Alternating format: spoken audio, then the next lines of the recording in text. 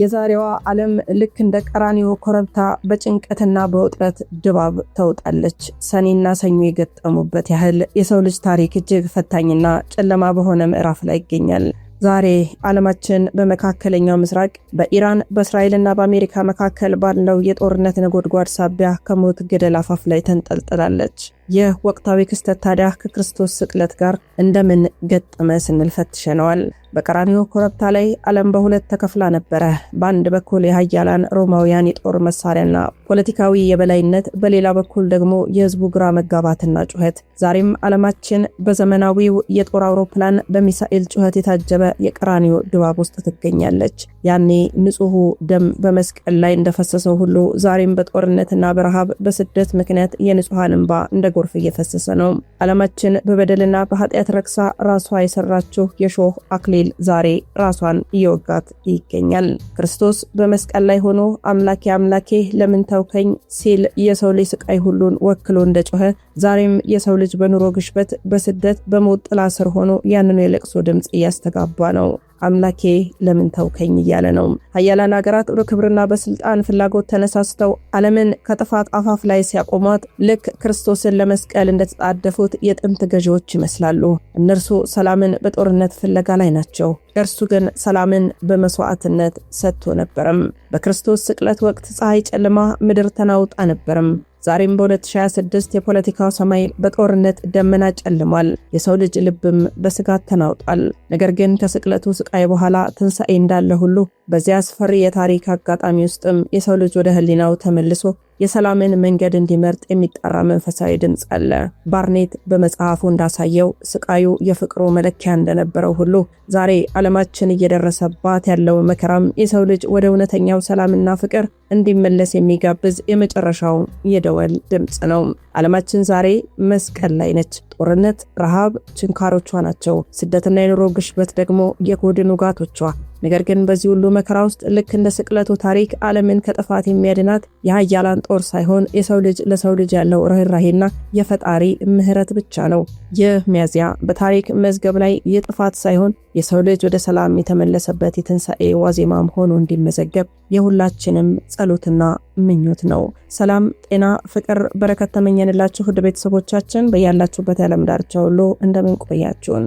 ዛሬ እንግዲህ ዕለተ ዓርብ የተከበረ የተቀደሰ ነው። እንዲሁም ደግሞ በክርስቲያኖች እጅግ በጣም ትኩረት የሚሰጠው ቀን ነው ማለት ነው። እንኳንም ለዚች ቀን በሰላምና በጤና አደረሳችሁ ለማለት እንወዳለን። እንዲሁም በዓሉ መልካም በዓል እንዲሆንላችሁ ከወዲሁ ምኞታችንን እንገልጻለን። ፒተር ባርኔት የጻፈው አንድ መጽሐፍ አለ።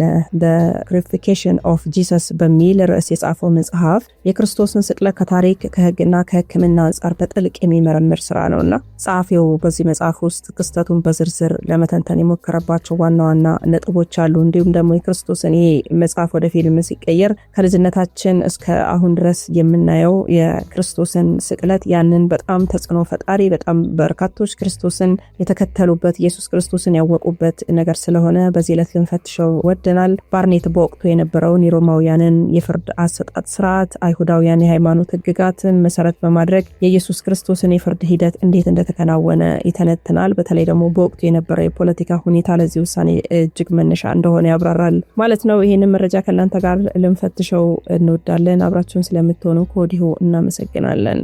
ይህ መጽሐፍ በስፋት የሚታወቅበት አንዱ ምክንያት ስቅለት በሰው አካል ላይ የሚያደርሰውን አካላዊ ስቃይና በሕክምና ሳይንስ እይታን በመተንተኑ ነው። ጸሐፊው ማለት ነው ግርፋቱ በሰውነት ላይ የሚያደርሰውን ጉዳት፣ በመስቀል ላይ በሚቆዩበት ጊዜ የሚከሰት የመተንፈስ ችግር እናም ደግሞ በመጨረሻዋ ለሞት የሚያበቃ የልብና የደም ዝውውርን ስርዓት መቋረጥ ምክንያቶችን በዝርዝር የሚያቀርብ መጽሐፍ ነው። ባርኔት እንደ አንድ መርማሪ ወይ ደግሞ የታሪክ ተመራማሪ በወንጌላት ውስጥ የተጠቀሱትን ታሪኮች ከተለያዩ አርኪኦሎጂያዊ እና ታሪካዊ ግኝቶች ጋር በማነጻጸር ለድርጊቱ እውነተኛነት ተጨባጭ ማስረጃዎችን ለማቅረብ የሞከረ ሰው ነው። መጽሐፉ ከሃይማኖታዊ እይታ ይልቅ ክስተቱን እንደ አንድ ታሪካዊ ድርጊት ወስዶ በምክንያትና በማስረጃ ለመተንተን የሚጥር በመሆኑ ለተመራማሪዎችና ለታሪክ ፈላጊዎች ጠቃሚ ግብዓት የሆነ ነው ማለት ነውና የፒተር ባርኔት ስራ እንግዲህ የክርስቶስ ስቅለትን በሲኒማ ጥበብ ውስጥ ያለው ትርጓሜ በሰው ልጅ ታሪክ ውስጥ እጅግ አስደንጋጭና ልብ የሚነካ ክስተት በምስልና በቃል የተቀረጸ ድንቅ ጥበብ ነው። ይህ ትንታኔም የመጽሐፉን ጥልቀትና የፊልሞቹን ጥበባዊ ፈተና የሚነግረን ነው። ፒተር ባርኔት በመጽሐፉ ውስጥ ስቅለትን እንደ ተራ የታሪክ ክስተት ብቻ አይደለም የተመለከተው። እያንዳንዱን የጅራፍ ምት፣ እያንዳንዱን የችንካር ውጋት በሕክምናና በሳይንሳዊ መነጽር ሲመረምር አንባቢው የህመሙን ጽናት በነፍሱ እንዲሰማው ያደረገ ነው። ሌላው የሰውነት ቋንቋን ገልጿል። ባርኔት በመስቀል ላይ ያለውን ትግል ለመተንፈስ የሚደረገውን ለአስጨራሽ ጥረት ሲገልጸው ያ ድርጊት ከስጋዊ ስቃይ በላይ የሰው ልጅን የኃጢአት ክፋትና የመስዋዕትነት ጥልቀት የሚያሳይ መስዋዕት መሆኑን ያሳያል ማለት ነው። ሌላው የህግና የሞራል ፍልሚያን ጽፏል በመጽሐፉ ላይ። መጽሐፉ በፍትህ ስም የተፈጸሙ ታላቅ የፍትሃዊነት በዝርዝር በመተንተን አንባቢው በክስተቱ ውስጥ የራሱን ህሊና እንዲመረምር ይጋብዛል ማለት ነው። እንግዲህ ስቅለትን ታሪክ ወደ ፊልም መቀየር ለደራሲያንና ለዳይሬክተሮች እጅግ ፈታኝ ከሆኑ የጥበብ ስራዎች ቀዳሚው ነው። ይሄ የሆነበት ምክንያት ታሪኩ በግርማዊነትና በአሰቃቂነት መካከል ያለ ስስ መስመር ስለሆነ ነው። እና The Passion of the Christ ያሉ ፊልሞች ሲሰሩ ዳይሬክተሮች የገጠማቸው ትልቁ ፈተና ተመልካች ሊቋቋመው የሚችለው ስቃይ እስከየት ነው የሚለው ነበረ። የሰው ልጅ ልብ የነካውም ይሄ ግልጽነት ነው ማለት ነው። መሰቃየቱን መስማት ብቻ ሳይሆን ያ ስቃይ በዝርዝር ሲታይ ያለው አስደንጋጭ ድባብ የሰው ልጅ መንፈስ በእጅጉ የሚረብሽ፣ ራስን መቆጣጠር እስከሚያቀት ድረስ ራስን የሚያስት ሆኖ ተገኝቷል። ይሄ ገጸ ባህሪ መጫወቱ ለተዋናያን የአካል ብቻ ሳይሆን የስነ ልቦና ጦርነት አለ ማለት ነው። ምክንያቱም ተዋናዮቹ ተናግረውታል። በብርድ በከባድ መስቀል ስር መውደቅ፣ የግርፋቱ ትዕይንት ለቀናት መቅረጽ ድካሙም እጅግ ከፍተኛ እንደነበረም ተናግረዋል። በፊልሙ ቀረጻ ወቅት የተከሰቱ አስደንጋጭ አደጋዎች ነበሩ። ለምሳሌ የመብረቅ አደጋ ወይ ደግሞ አካል ጉዳቶች ፊልሙን መስራት ምን ያህል መንፈሳዊና ከባድ ፈተና እንደነበረ ማሳያት ነው እና በተደጋጋሚ የኢየሱስ ክርስቶስ ስቅለትን ተዋናዮች በሚሰሩ ጊዜ መብረቅ ከሰማይ እንደወረደ እማኞች እንግዲህ ተናግረዋል። እኛም ነግረናቸዋል። ይህንን የዛሬ ዓመት ይመስለኛል በስቅለትን አስታከን ይህንን ነገር በጥልቀት ዘርዝረን ነግረናችሁ ነበር ምን እንደተከሰተ። ምንም እንኳን የትዕይንቱ የደምና የስቃይ ቢሆንም የብርሃን አጠቃቀሙ፣ የሙዚቃው ቅንብር፣ የተዋናያኑ ዝምታ የታጀበው እይታ ስቅለቱን እጅግ በጣም ውብ አድርጎ እኛ ልብ ውስጥ ታትሞ እንዲቀርና እጅግ በጣም ፈታኝ የሆነ ጊዜ እንደሆነ እንድናስብ አድርጎናል። ይሄ ውበት የመጣው ከስቃዩ ሳይሆን በስቃዩ ውስጥ ካለው ፍቅርና ይቅርታ ነው በነገራችን ላይና ፊልሞቹ የሰው ልጅ ልብ የሚነኩት በሁለት ምክንያቶች ነው። ለምሳሌ ርህራሄ ነው አንዱ። ተመልካቹ ምንም እንኳን በሺ ዘመናት ቢራራቅም ንጹህ ሆኖ ሳለ ስለሌሎች የሚሰቃይ ሰውን ሲመለከት በውስጡ ያለውን የክርስቶስን የርህራሄ ስሜት ያሳያል ማለት ነው። ሌላው የተስፋ ብርሃን ነው። ፊልሞቹ ስቃዩን ብቻ ሳይሆን ከስቃዩ በኋላ ያለውን ድልና ትንሳኤ ፍንጭ ስለሚሰጡ በተመልካቹ ልብ ውስጥ በጨለማ ውስጥ ያለ ብርሃንን የመፈለግ ስሜትን ይፈጥራሉ ማለት ነው። እንግዲህ ባርኔት በመጽሐፉ በቃላት የሳለው ስቃይ በሲኒማ ጥበብ አማካኝነት ወደ ህያው ምስል ሲቀየር የሰው ልጅ የታሪኩ ተመልካች ብቻ ሳይሆን የህመሙና የፍቅሩ ተካፋይ እንዲሆን ያደርገዋል። እናም ይህ ጥበባዊ ቅንጅት ነው ለዘመናት የማይደበዝዝና ሁልጊዜም አዲስ ሆኖ የሚኖረው ማለት ነው። እንግዲህ ስለ ኢየሱስ ክርስቶስ ህይወትና ስቅለት የሚተርክ የመጀመሪያው ፊልም የተሰራው በፈረንሳዊው ሉሚ ሉሚየር ነው በ1897 ማለት ነው። ምንድነው የሚለው ላ ፓሽን ዱ ክሪስት የሚል ርዕስ ነበረው። ፊልሙ በጣም አጭርና ድምጽ አልባ ቢሆንም በወቅቱ ለነበሩ ሰዎች ግን እጅግ አስደንጋጭና ተአምራዊ ክስተት ነበረ። በኋላም በ1912 ፍሮም ዘ ማንጀር ቱ ዘ ክሮስ የተሰኘው ፊልም በታሪክ ለመጀመሪያ ጊዜ በቅድስት ሀገር እስራኤል በመቀረጹ ትልቅ ዝናን ያተረፈ ነው። የሰው ልጅ ምላሽም ከመደንገጥና መንፈሳዊ መነቃቃት ባለፈ የስቅለት ፊልሞች ለተመልካች የሚሰጡት ስሜት እንደየዘመኑ ይለያይ ነበርና መጀመሪያ አካባቢ ሰዎች ድምጽ አልባውን ጥቁርና ነጭ ምስል ሲያዩ የሚወዱትና የሚያመልኩትን ጌታ በምስል ተቀርጾ ማየታቸው ብቻ ከፍተኛ ለቅሶና መረበሽ እንዲሁም ጸሎት እንዲያደርጉ ይገፋፋቸው ነበረ። በዘመናዊው ሲኒማ ደግሞ በተለይ ደግሞ The Passion of the Christ በ2004 ሚል ጊብሰን የሰራው ፊልም ሲወጣ ምላሹ እጅግ አስደንጋጭ ነበረ። በሲኒማ ቤቶች ውስጥ ሰዎች ሲጮሁ፣ ራሳቸውን ስተው የሚወድቁ፣ በከፍተኛ ድምጽ የሚያለቅሱ ነበሩ። ፊልሙ የክርስቶስን ስቃይ እጅግ አሳማኝ በሆነ መንገድ ስላሳየ ብዙዎች የሰው ልጅ ለጥበብ ያለው ምላሽ እስከ መቀየር ደርሷል ማለት ነው። ፊልሙ በሰዎች ህይወት ላይ ያመጣው ለውጥ በታሪክ በሰፊው ተመዝግቧል። በሰዎች ላይ ያመጣው ለውጥ ፊልሙ ማለት ነው። በጣም አስገራሚ የሆኑ እውነታዎች አሉ። ለምሳሌ የተዋናያኑ ለውጥ ነው። ሚል ጊብሰን ፊልም ላይ የኢየሱስን ገጸ ባህሪ የተጫወተው ጂም ካቪዜል በቀረጻ ወቅት መብረቅ ቢመታውና ትከሻው ቢሰነጠቅም ይሄ ተሞክሮ እምነቱን እጅግ እንዳጠነከረውና ህይወቱ እንደተለወጠ ገልጿል ማለት ነው። ሌላው ቀርቶ በፊልሙ ላይ በርባንን ሆኖ የተጫወተው ተዋናይ ሌሎች ረዳት ሰራተኞችን በቀረጻው ሂደት ውስጥ በታየው መንፈሳዊ ድባብ ተነክተው ወደ ክርስትና ተመልሰዋል ማለት ነው። ሌላው ተመልካቾች በጣም ንስሐ ገብተዋል ከፊልሙ በኋላ። ፊልሙ በታየባቸው ሀገራት ብዙ ሰዎች ለአመታት ደብቀውት የነበረውን ወንጀል ለፖሊስ አምነው እጃቸውን ሰጥተዋል። ለምሳሌ በአሜሪካ አንድ ሰው የፈጸመውን ግድያ ከፊልሙ በኋላ ለፖሊስ ተናግሯል።